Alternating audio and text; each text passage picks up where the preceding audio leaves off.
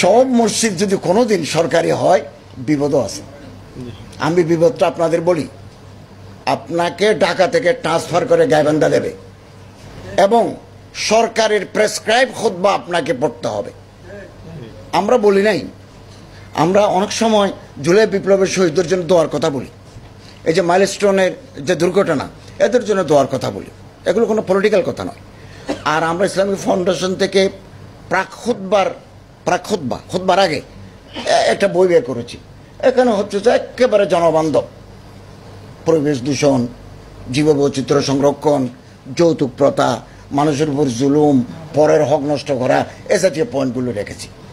কিন্তু আল্লাহ না করুন, আল্লাহ আয়াজ বিল্লাহ, এমন সরকার যদি আসে, উনি যদি বলেন যে এইটাই ধর্ম মন্ত্রণালয় থেকে একটা পরিপত্র দিল, এ খুতবায় পড়তে হবে, তখন তো আমরা বাধ্য হয়ে যাব।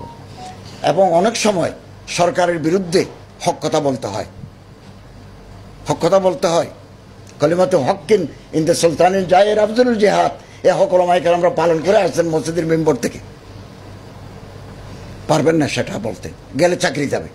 অতএব একটু দাবি দাও সীমিত আকারে, 100% আপনার সরকারি হতে যাবেন না, কোনোদিন বেকায়দায় পড়ে যাবেন। সরকারিভাবে ইমাম মুয়াজ্জিনদের ন্যায্য বেতন, চিকিৎসা ভাতা, উৎসব ভাতা, বোনাস, কঠিন কাজ।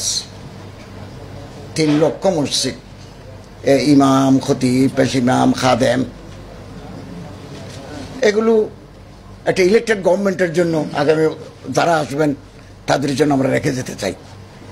নিয়োগ ও বরখাস্ত প্রক্রিয়া স্থানীয় বিজ্ঞ আলেমদের মতামত গ্রহণ, লিখিত চুক্তিপত্র প্রদান, এটাও করা যাবে। কারণ অনেক সময় আওয়াম মসজিদ কমিটির সভাপতি হয়, সেক্রেটারি হয়, উনি কিছু জানেন না, কিন্তু ওই হুজুরকে নিয়ে টানা খেসারা করেন, এটা করা যাবে। অন্যায়ভাবে চাকরিচ্যুতি বন্ধ, কমপক্ষে 4 মাসের আগাম নোটিশ, ক্ষতিপূরণ বাবদ অগ্রিম বেতন প্রদান। হ্যাঁ, এটা সরকার একটা বিধি আছে 3 মাস, এটা বন্ধ করতে হবে, অন্যায়ভাবে চাকরিচ্যুতি করা।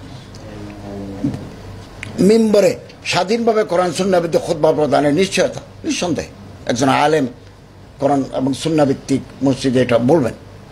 সাপ্তাহিক বার্ষিক ছুটি সামর্থ্যবান মসজিদে আবাসন সুবিধা নিশ্চিত করা, আমি একমত, আমরা এটা বাস্তবায়ন নীতিমালায় রেখেছি। রাজনৈতিক স্বার্থে ইমাম খতিবদের ব্যবহার বন্ধ করা, আমি এটা একমত। একজন মসজিদের খতিব ইমাম যে সরকার ক্ষমতায় থাকবে তার পক্ষে প্রপাগান্ডা চালানোর জন্য ব্যবহার করা উচিত হবে না। এটা সবার মসজিদ, নানা মত পথের মসজিদ, ডিফারেন্ট স্কুল অফ থট মুসল্লিরা আছেন, ইমাম এবং খতিবকে এগুলো থেকে দূরে রাখা দরকার, এটাও আমরা রাখবো।